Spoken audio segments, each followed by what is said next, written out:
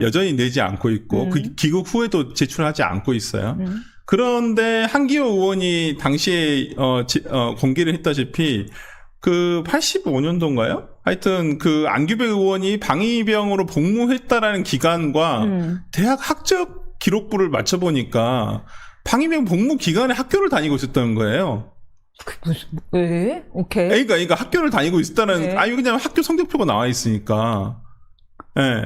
그게 어떻게 가는? 그러니까 지금, 그러니까 이게 이제 촬영해서 했다는 거예요? 그렇죠. 이제 한마디로 방위병이면 출퇴근을 하잖아요. 예. 집에서 아마 전북 고창이 아마 본인이 원래 댁으로 알고 있는데, 고향을 알고 있는데. 그 복분자가 유명한. 예, 거기로 알고 있는데, 거기서 아마 출퇴근을 하는 방위병으로 복무를 했었어야 되는데, 당시에 부대장과 조금 조금 잘 알았나 봐요. 그래서 약간 편의를 봐준다고 해가지고, 서울에 가서 학교를 다녔던 거예요. 복무 기간 중에. 지금 얘기는 다 그렇게 나오고 있어요. 이제 김영수 센터소장, 전 소령이 지금 이제 공개한 바에 의하면 약간 그런 내용 아니냐. 그래서, 왜 학교 학적 기록부는 있는데, 그 기간에 방위병 복무 기간이라고 하는데 왜 그런 거냐. 근데 여기에 이제 안규백 장관이 이제 인사청문회 당시에는 이게 병적 기록이 자기 행정착오로 인해서 잘못된 거다라고 하는데 의구심이 많았어요. 솔직히 그때도 핑계로 된 게 뭐였냐면 어머님이 무슨 현역 군인들한테 무슨 식사를 제공했다 그게 잘못돼가지고 자기가 3일 동안이나 조사를 받았고 그걸로 인해서 나중에 그 기간을 채우라 해가지고 그래서 자기 병적 기록 보였는데 근데 어머니가 군인들한테 밥을 준 건 밥을 준 게 뭘 잘못한 것이며 그 아들한테 왜 조사를 3일간이나 받으라 했는지도 조금 저도 들으면서도 아주 옛날이니까 그랬나 보다라는 생각도 들지만서도 이해할 수 없었던 건 사실이거든요. 근데, 어찌됐든 간에 지금 안규백 장관의 이 문제는 안규백 장관 본인이 어떤 이런 거짓말을 했다는 것도 문제가 있고, 또 탈영병 출신의 국방부 장관 이런 건 있을 수가 없는 일이고, 기본적으로. 그런데 이러한 있을 수 없는 일이라는 것을 대통령이 몰랐었느냐? 그렇지 않았을 것이다라는 게 중론이잖아요. 왜냐면 청문회 때 계속 이슈가 됐었으니까요. 그러기도 하고 제일 처음에 장관 제일 처음에 인선을 할 때 청와대에서 어떤 인사청문 자료라든지 아니면 여러 가지 자료를 해서 이 사람이 괜찮겠습니다라고 했었을 때 논란이 뭐가 있는지 없는지 이런 다 조사를 할 거고 또 본인도 여기 다 전부 다 동의를 해가지고 할 거 아니에요. 전부 다. 근데 그런 부분에서 대통령이 몰랐다고 한다면 무능한 거고요. 그러니까 한마디로 그 인사검증 자체가 실패한 거고, 알면서도 이랬다고 한다면, 그럼 대통령의 어떤 안보관이 문제가 있는 거죠. 탈영병 출신의 국방부 장관은 어떻게 합니까? 제가 정말 전 군대를 안 가봐서 모르는데, 방인데, 거기 출퇴근을 안 하고 거기선 그냥 대충 알아서 누가 도장 찍어주고 출퇴근 도장 찍어주고 이분은 서울에서 학교를 다니고 있었어라고 쳐요. 그럼 탈영이에요? 탈영이죠. 그게 탈영이에요. 근무지를 이탈한 거잖아요. 군인은 자기가 근무를 해야 될 곳이 있잖아요. 그럼 그건 아니네. 왜 맨 처음에 청문회 때 그동안 사실은 군 감옥에 가 있었던 거 아니냐? 그건 아니네. 그래 가지고 이제 영창이라고 하는 곳이 있잖아요. 영창. 구금 시설이 군 교도소는 아니고 다른 군 교도소는 또 따로 있는 것인데 군 영창에서 30일간 있었다는 거잖아요. 그때 의혹 제기한 게 그때 이제 의혹을 제기하는 쪽에서는 서울에서 학교를 다니다가 소위 말하는 헌병대, DP라고 하는 헌병대 탈영병을 잡으러 다니는 군인들한테 잡혀온 거예요. 그래서 30일간 영창 생활을 하고 어이가 없다. 나중에 그 기간만큼 더 복무한 거 아니냐. 그래서 당시에는 16개월인가 됐었는데 8개월을 더, 14개월인가 됐었는데 8개월을 더해서 22개월 복무한 거 아니냐. 근데 자료를 내라고 하는데 안 내죠. 안 내고 있죠. 예. 그리고 수정해야 할 거라고. 그게 뭐예요? 왜 수정을 왜 하는지 모르겠어요. 그리고 여당 의원들이 이걸 봤는데 좀 공개하는 건 부적절하고 오해를 살 만한 내용이 있었다. 그런 얘기가 지금 보도로는 흘러나오더라고요. 근데 오해를 살 만한 글씨라는 게 도대체 뭔지를 모르겠고. 그걸 공개 안 할 이유가 뭔지도 이해가 안 돼요. 그게 공개를 해서 악용될 소지가 있는 건가요? 그것도 아닌 것 같은데. 제가 봤을 때는. 공개를 못 한다라는 얘기인 건데, 그러다면 이후에 수정할 거다라는 이야기는 공문서를 변조하겠다는 건가요? 그러니까요. 사실관계를 정확히 따져봐야 되지 않을까 싶은데, 안규빈 장관 이 일을 더 키우시는 것 같아요. 본인이 자진 사퇴를 하거나 뭐 그렇게 해서 끝날 문제를 가지고 계속 자리 때문에 연연을 하시는지도 모르겠어요. 이제 5선 의원까지 있으면 국회의원도 이제 그만하실 때가 됐고, 이런 문제가 있음에도 불구하고 스스로는 본인이 본인 인생을 제일 잘할 거 아니에요. 뭐 다른 장관도 아니고 국방부 장관의 청거가 됐었을 때, 어떤 전화가 왔었을 때 내가 이러이러한 사정이 있었어요. 이건 조금 불가하다. 내가 뭐 다른 장관 자리는 모르겠는데 국방부 장관은 조금 힘들 것 같다. 이런 식으로 거절을 하셨어야 되는 것은 아닌가라는 생각이 들어서, 하여튼 뭐 임명을 한 대통령도 문제고, 이것을 스스로 거부를 안 한 장관 자체도 문제가 있는 거죠. 그러니까 처음에 임명할 때 문제가 된 분들이 몇 분 계십니다. 예컨대 유엔 대사 변호사 출신이었죠. 차지호 변호사죠. 영어 한마디 못하는 외교 경험이 없는 분을 갖다 임명하셨었고, 그 다음에 금감 원장은 갖다가 금융 경험은 전혀 없는 또 이찬진 변호사 출신을 갖다가 임명했더니, 그렇죠. 그랬더니 이제 와갖고는 내가 그 단일 종목 ETF 들어 누울 걸 그랬다, 이런 이야기는 하고 계시고요. 예, 금융은 전혀 모르는 분이죠. 그리고서는 또 방위 출신을 국방부 장관에 앉히자. 아니, 어떻게 방위 출신을 앉힐 수 있느냐라고 했는데, 역시나 결국 문제가 이렇게 터지네요. 대부분의 뭐 군 쪽에 계시는 분들이 뭐 그래 방위병 출신을 뭐 안 치는 거에 대해서 좀 거부감이 있었던 것도 사실이겠지만, 방위병까지도 괜찮다 이거예요. 민간인을 해도 괜찮다는 거예요. 그렇지만은 어떤 군복무를 성실하게 하지 않은 탈영병에 대해서 위법을 저지른 사람에 대해서 국방부 장관을 맡기느냐, 군통수권, 어쩌면 국군을 전부 다 전군을 통수하는 어떤 입장에 있는데, 그런 부분에 있어서 상당히 좀 문제가, 인사검증 자체도 문제고 인사권자도 문제가 있는 거 아닌가라는 문제를 삼는 것 같습니다. 알겠습니다.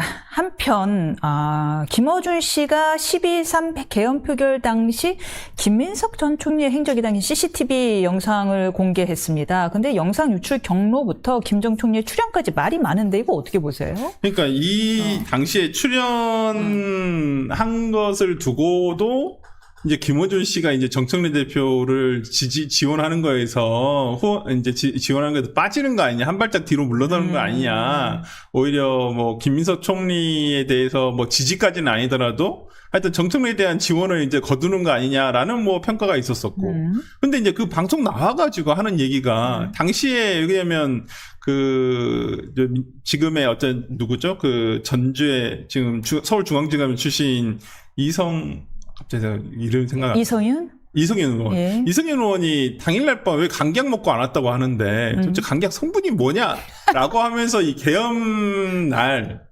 수사검사시네, 수사검사. 뭐 그런 내용을 물어봤다면 의혹 제기를 했단 말이에요. 그러니까 좀 뭐 자는 척하는 사람은 못 깨운다 하면서. 그러니까요. 그게 좀 저는 뭔 약을 먹고 못 나왔다보다는 자는 사람은 깨워도 자는 척하는 사람은 깨울 수가 없다라고 하는 명언이야.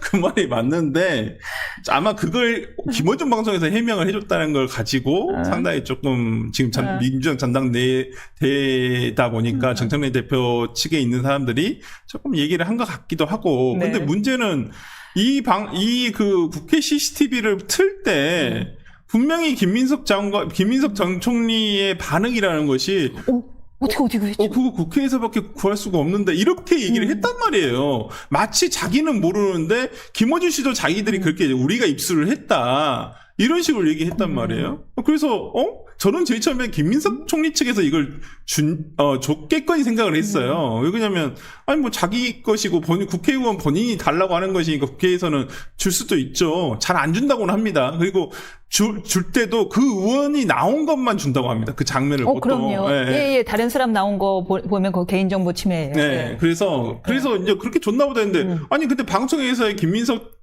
후보의 어떤 반응이라는 것은 마치 자기는 모르고 있었던 약간 이게 진짜 만약에 유출 경위가 좀 따져봐가지고 뭐 김민석 의원실이라든지 아니면 다른 국회의원실을 통해서 간 것도 좀 문제가 되죠. 이걸 왜 김민석 본인이 아니라 다른 의원이 있다면 그것도 문제가 되는 것이고. 그래서 이 유출 경로는 좀 이게 이제 고발이 됐더라고요, 보니까. 좀 수사를 좀 통해야 될 것 같아요. 만약에 이걸 김민석 총리가 김 총리 쪽에서 준 게 아니에요, 그러면? 뭐 아닌 것 같이 보여요. 방송에서는 그런 반응이었으니까.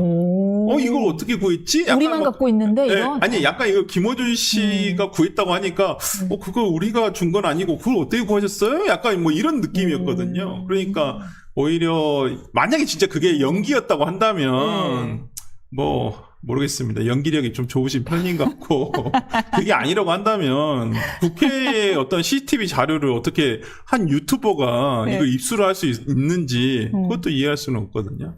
근데 따져봐야 될 문제 아닌가 싶습니다.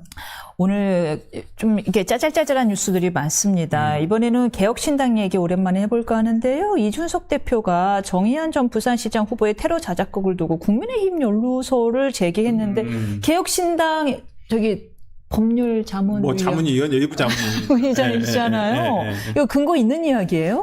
아니, 그러니까 저도 잘 모르겠어요. 네. 이준석 대표가 뭐 본인도 확인을 많이 해봤겠죠. 분명히. 그리고 이번 정의한 씨 사건이 개혁신당에 정말 중차대한 문제예요. 당에 저는 전폐가 달린 문제라고도 봐요. 그 정도로 굉장히 심각하고 중대한 사안이다라고 생각을 하는데 지금 이제 이준석 대표가 지금 얘기를 하는 것은 국민의 당시에 어찌 보면 박형준 시장 쪽에서 정의한 후보를 흡수하기 위해서, 단일화를 하기 위해서 어떤 뭔가를 모종의 제안이 있었던 거 아니냐. 이렇게 지금 얘기를 하고 있는 것이거든요. 그렇지 않으면, 아니, 그때 천하람 의원이 당시. 옆에서 이렇게 부추겼다? 자작극 하게끔? 정의한 씨가 사퇴를 하려고 했었나봐요, 중간에. 그때 이제 천하람 의원이 내려가가지고 그걸 만류를 했다는 거예요. 그러니까 그때 근데 뭐 사퇴를 왜 하느냐에 대해서도 명확하게 얘기를 안 한 것 같고 근데 아마 그런 과정에서 이미 정의한 씨는 뭔가 이 박형준 시장과의 단일화를 통해서 뭔가 모종의 어떤 거래를 하려고 했던, 정치적 거래를 하려고 했던 것은 아니냐, 뭐 이렇게 얘기를 하는 것 같아요. 이 대표는. 네, 근데 이제 뭐 그런 부분에 있어서 뭐 수사가 지금 이제 구속되고 이제 수사가 진행 중이니까 뭐 어떤 그런 범행의 동기라든지 그다음에 범행 이후의 상황, 그다음에 정치적으로 뭘 의도를 했는지 이런 부분에 대해서 분명히 공개가 될 날이 있을 거라고 저는 봅니다. 그렇다고 한다면 지금의 어떤 누가 어떤 이런 부분에서 관여를 했고, 누가 어떤 이런 부분에서 국민의힘 당시 박형준 시장 즉 캠프에서 어떤 역할이 있었는지에 대해서는 밝혀질 거라고 생각을 하고, 뭐 어느 정도 근거 있는 상태에서 얘기하는 이준석 거예요? 대표도 누구한테 어느 정도 다 사람들로부터 듣는 얘기 아니겠어요? 아마 그런 얘기를 통해서 뭐 얘기를 한 건 아닌가. 근데 이준석 대표는 이 문제에 대해서 어떤 조용한 해결을 원하는 것 같다는 느낌이고, 이걸 뭐 시끄럽게 굳이 정치권에서 논쟁이 돼서 해결할 문제는 아니잖아요, 기본적으로. 그리고 지금 국민의힘의 힘, 그 다음에 한동훈 의원, 그 다음에 주진우 의원과 지금 이준석 의원이 여기에 대해서 지금 좀 약간 충돌하는 상황인데, 지금 그럴 일인가? 그럴 일인가 하니까 지금 아마 이제 범야권이죠. 범보수 쪽이 이렇게 뭐 짜잘짜잘한 일들로 서로들 간에 공격할 일인가라는 취지의 이야기인 것 같아요. 그런 얘기 같은데 그러니까 또 이슈 하나를 얘기할 수밖에 없습니다. 그 얘기를 해볼까요? 장동혁 대표가 한 유튜브에 나와서 결국에 영원히 절대 복당 없다 이야기를 하면서 한동훈 의원이 탈당된 것은 불법 행위 때문이다라는 이야기를 했습니다. 범죄 행위 때문이다라고 했는데 어떤 범죄 행위라는 거죠? 그러니까 뭐 당원 게시판 문제를 가지고 얘기하는 것 같아요. 그게 범죄 행위인가요? 뭐 범죄 행위인지 아닌지는 아직 뭐 수사가 이제 다시 또 시작됐다고 하니까 뭐 우리가 뒤에 결과를 보면 될 것이고, 뭐 아니면 아닌 것이고 기면 긴 것인데, 장동혁 대표는 저는 좀 이해가 안 되는 부분은 당시 수석 최고위원이 장동혁 대표였단 말이에요. 그래서 본인도 방송에 나와서 이 당원 게시판 사건과 관련해 가지고는 뭐 별거 아니다는 식으로 얘기를 했고, 저도 그때 들었던 것 같아요. 근데 이제 지금에 와서는 이걸 범죄 행위로 단정을 지으면서 한동훈 의원에 대한 어떤 좀 견제를 하는 것 같은데, 지금 장동혁 대표가 보여주고 있는 모습은 절대 야당 대표로서의 올바른 모습은 아니에요. 최근에 국민의힘 여론조사 결과도 계속 하향세예요. 지방선거 이후에 반짝했다가 뚝뚝뚝 떨어지죠. 왜 그래? 근데 그럴 수밖에 없는 게, PK에서 오늘이네요. PK에서 심지어 20.6%가 폭락이 아니 했으니까. 뭘 하는데, 저도 장동혁 대표 보고 있으면 뭘 하는지 모르겠어요. 그냥 월공 집회에 나가고 거기서 그렇게 피켓 들고 있을 일이에요. 야당 대표가. 이렇게 그것도 약간 반말 비슷하게 대통령에 대해서 얘기를 하고 그런 그러니까 거기에 그것을 그 사람들의 그 현장에 나오신 국민들의 마음을 어떻게 제도권에서 그걸 풀어가는 게 야당 대표로서의 모습이지 본인이 거기 참석해서 그걸 동조한다는 듯이 그렇게 맨날 사진 찍어 올리고 그러는 게 야당 대표로서 할 일인가. 제일 문제는 의총에서 전면 재선거는 없다라고 이미 반대한 당론이잖아요. 그거를 당대표가 나가서 그렇게 이야기를 하고 있으면 그게 개인의 행동이 아니라 당대표로서 해석이 될 수밖에 없는데. 아니 진짜 요즘에 드는 생각은 뭐냐면 장덕 대표가 언젠가 그랬잖아요. 우리가 황교안이다라고 막 그랬잖아요. 국회에서. 진짜 본인이 황교안의 딜을 잇는 것 같아요. 요즘 보고 하는 행보를 보면 저렇게 돼 가는구나. 네, 저는 그렇게밖에 그렇게 느껴져요. 그러니까 보고 있으면 최근의 행보는 점점 황교안화 되고 있어요. 그렇게. 이 시각은 어떻게 생각하세요? 이 장동혁 대표 측에서는 자꾸만 이렇게 우리를 공격하려는 언론이 문제인 거다. 우리를 가만 좀 냅둬 봐라. 내분을 일부러 부추기고 있는 거다. 아니 잘하면 그럼 언론의 기능이란 게 뭐예요? 감시와 견제를 통해서 제대로 잘 하라고 하는 거잖아요. 그래서 소위 말하는 그러니까 대한민국에서 이제까지 보수 진영을 어찌 보면 좀 보수 성향의 일간지라고 할 수 있는 조중동을 오히려 거기서는 뭐라고 하더라? 좌파 언론이라고 그래요. 장동혁